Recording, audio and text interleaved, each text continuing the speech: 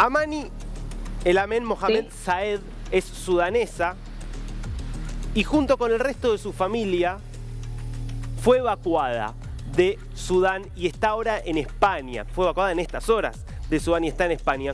Y tiene la enorme gentileza de atendernos, de recibirnos junto con Tiga, que es su hija, una de las hijas que tiene que también fueron evacuadas. Amani y Tiga, la saluda desde acá, desde Buenos Aires, Argentina, Darío Misraji. No sé si llegan a escucharme. Un gran saludo, muchas gracias. Hola, Muy buenas. buenas tardes. Gracias a las dos realmente por atendernos y por recibirnos. Quiero empezar por Amani. Me gustaría que nos cuentes primero cómo es tu historia, cómo era tu situación en Sudán antes de que estallara este conflicto y cómo fue que justamente terminan siendo evacuadas. Sí.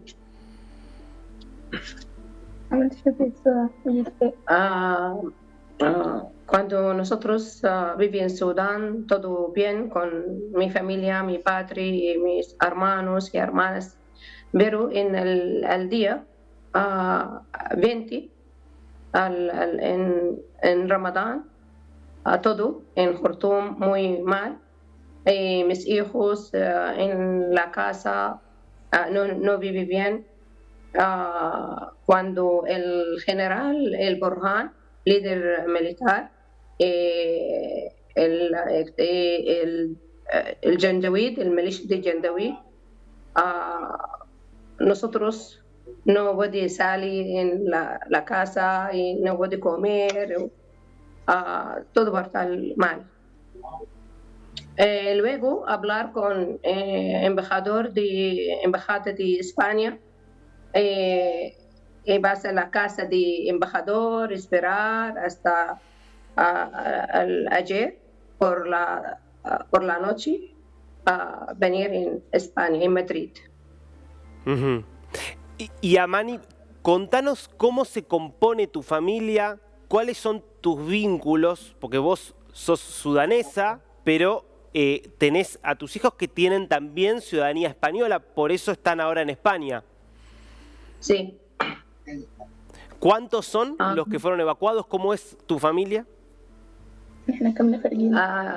Yo y mi hija mayor, Sika, y mi hijo bien, Mohamed, solo 3 personas.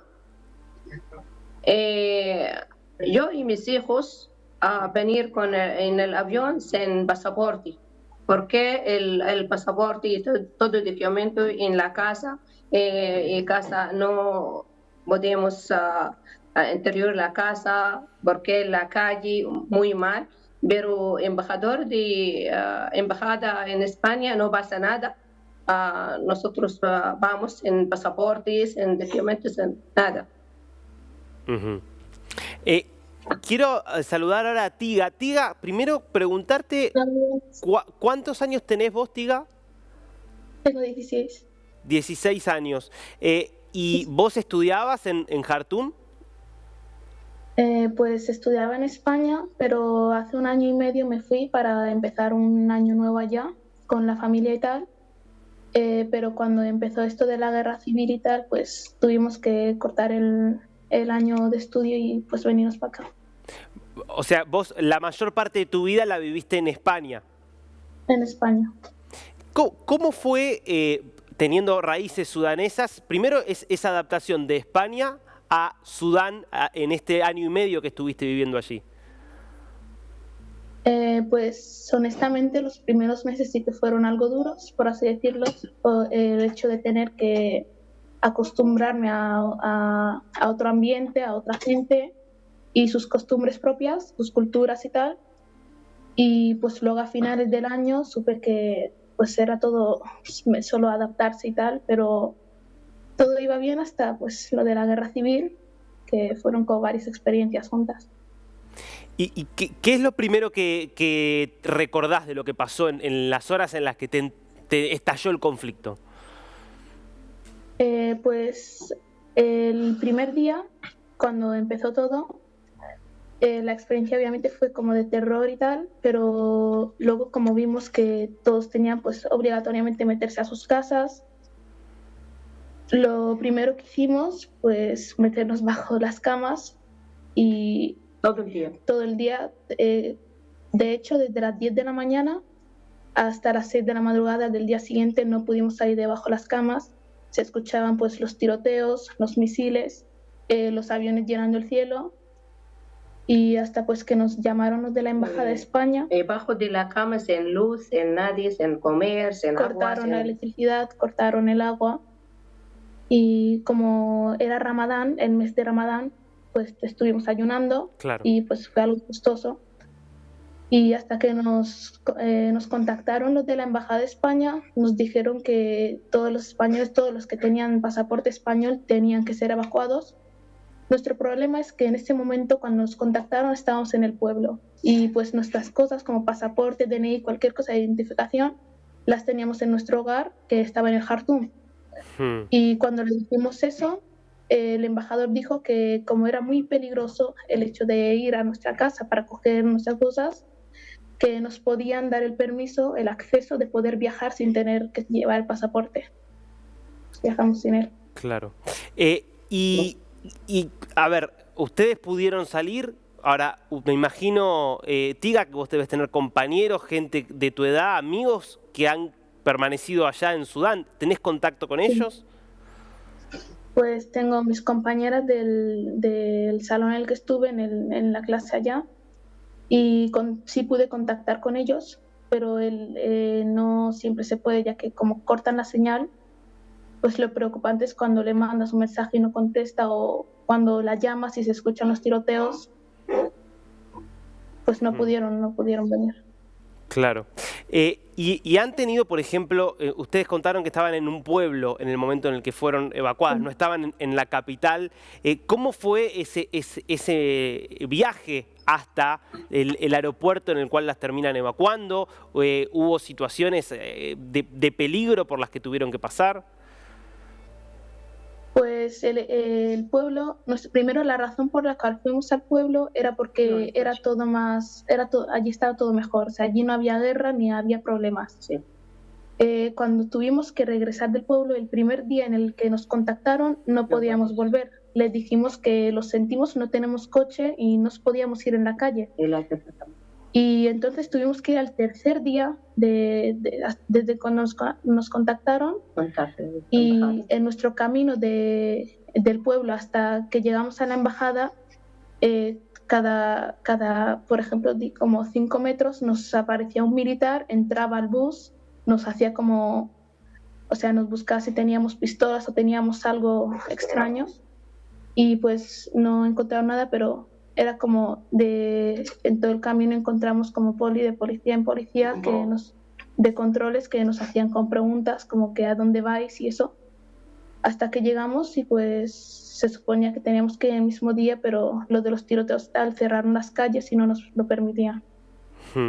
Amani, vos tenés, sí, obviamente sos más grande, has pasado por varios conflictos que ha tenido Sudán, lamentablemente un país que ha atravesado otras guerras civiles.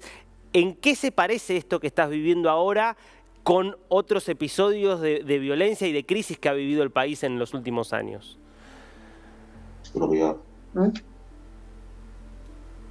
يعني مراتي كيف كان الحياة الحسيتية؟ Porque mis hijos no comer y no dormir, en salud no bien. Yo todo el día llorar mucho, hasta mi garganta ahora no bien. Y otra vez cuando pasar desde el pueblo hasta Jartum, el milicia de Janjaweed, persona muy mal, muchas personas muertas en la calle. Yo tengo miedo mucho. Pero cuando vas a la casa del embajador, vamos abajo en el patrón. No pasa nada, todo bien. Luego con 4 y 5 coches vas al avión hasta Djibouti, porque el avión cargo, luego desde Djibouti hasta Madrid en un avión grande para Barcelona. Ahora bien, todo bien, alhamdulillah. Ahora, ¿ustedes entienden por qué se están peleando estos dos grupos por los cuales se están peleando? ¿Creen que alguno de los dos grupos está pensando en el bien del país o ustedes lo ven como dos grupos que se están peleando porque quieren quedarse con todo el poder? Con todo el poder. Sí. Pues honestamente, como son dos hombres que cada uno quiere ser presidente, quiere ser el dominante del país, en el tema de querer pararse con el país, ninguno hace nada bueno por el país. Por ejemplo, el Himeti es uno de los hombres, él es un hombre que no estudió, que no tuvo, o sea, es como que no entiende, pero lo que le hizo ser una persona poderosa es el hecho de tener mucho oro, con el cual pudo comprar hombres para hacerles de su ejército y montar así un ejército para poder pues dominar el país. Pero el presidente actual es Burhan, el cual también está pues peleando con él para que él no pueda hacerse del país. Y pues los habitantes hay quienes están con Burhan y quienes están con el otro, pues lo cual creo como conflictos entre sí, pues es por eso que pues agrandaron el tema. Ahora, ¿ustedes cómo fue cuando tomaron la decisión? ¿Qué los llevó, si ustedes vivían en España, a tomar la decisión de volver a Sudán? Que honestamente nosotros todos los años íbamos como para pasar allí las vacaciones de verano, ya que tenemos allí familiares, mis tíos, mis primos, abuelos. Y pues en el 2020 habíamos ido principalmente para tomar unas vacaciones y luego pensamos en que pasar allí el año y ver cómo, o sea, para que nosotros sobre todo nos acostumbremos al país de nuestros padres sobre todo. Y pues nos quedamos allí desde el 2020 y aprender el árabe hasta que volvimos. Teníamos que volver este año en agosto, pero las circunstancias nos hizo que volviésemos desde ya. Claro, iban a volver recién en agosto. Y Sí.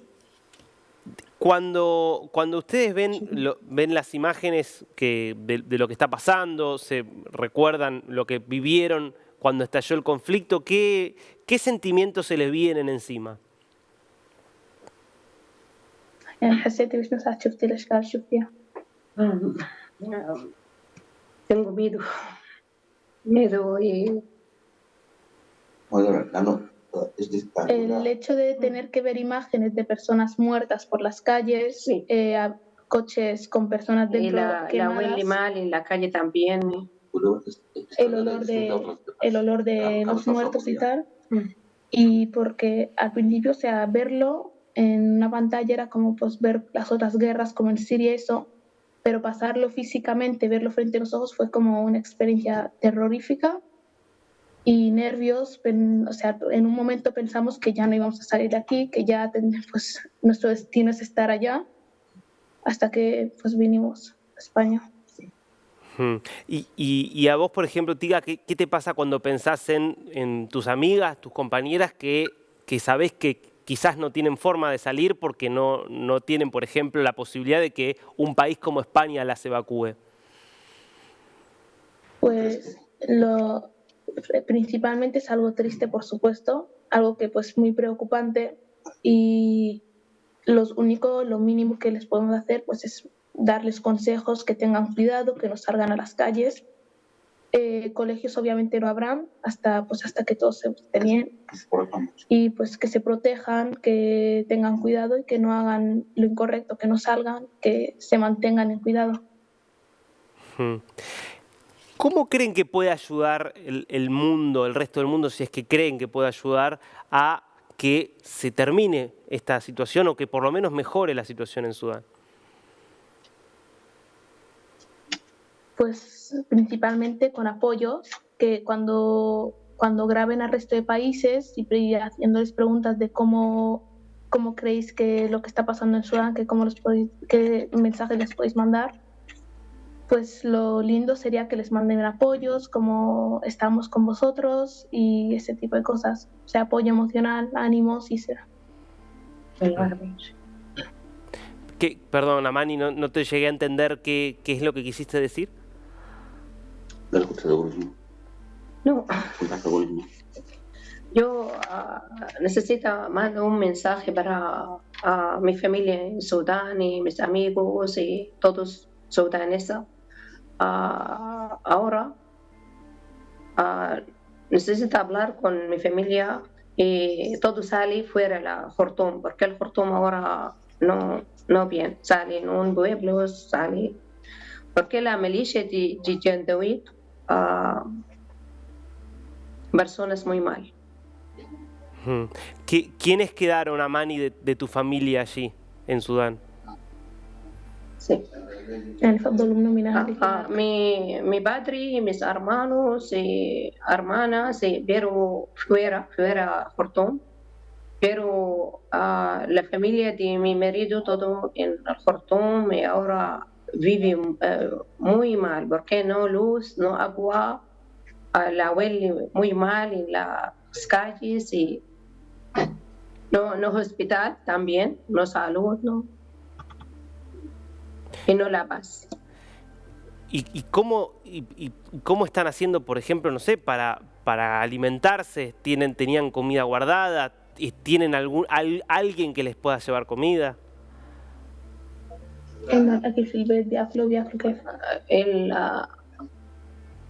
¿Por qué no luz? No puede dejarlo comida hasta el otro día. El supermercado, todo, ahora no hay nadie.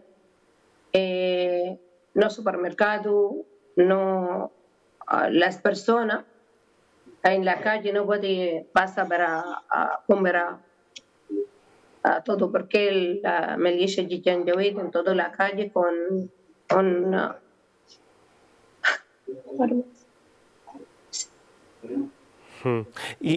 Y la posibilidad de, por ejemplo, de ellos de irse del país, aunque sea, no sé, digo, por vía terrestre, ¿es una posibilidad o no es factible en este momento? Pues el que escapen no creo que sea algo posible, pero por lo que tengan guardado como alimentación y tal, es lo único que pueden hacer. Pero como dijo mi madre, los supermercados y donde puedan comprar comida y eso, pues fueron destruidos. Y sobre el hecho de guardar alimentación para el siguiente día, como no hay luz, no hay electricidad, pues no pueden. ¿Y no hay COVID en el supermercado también ahora? Claro, es una situación desesperante. Y también muchas personas muertas en la casa porque no hay coche para dejarlo del hospital. Claro, personas que perdieron la vida y que no hay quien los pueda llevar a una casa funeraria claro, eso es muy complicado. Y en los hospitales en sí también ocurrieron fallecimientos porque las máquinas que se utilizan para de respiración y tal, como cortaron la electricidad, pues los hospitales también tuvieron que parar. Pues muchos cuerpos que estaban por medio vivas pues perdieron la vida dentro, ya que pues no había quienes los atendían. Claro. Tía, ¿tu hermana qué edad tiene? Mi hermana 14. ¿Y cómo está ella? Pues ella estuvo aquí, estaba en España. Ah, estaba en España. ¿Quiénes se fueron desde Sudán hacia España, que estaban viviendo en Sudán? ¿Vos, tu mamá y alguien? Y mi hermano menor. ¿Y tu hermano menor? Sí, de 12 años. ¿Y él qué edad tiene y cómo está? Tiene 12 años y pues lo podemos presentar. Sí, por supuesto.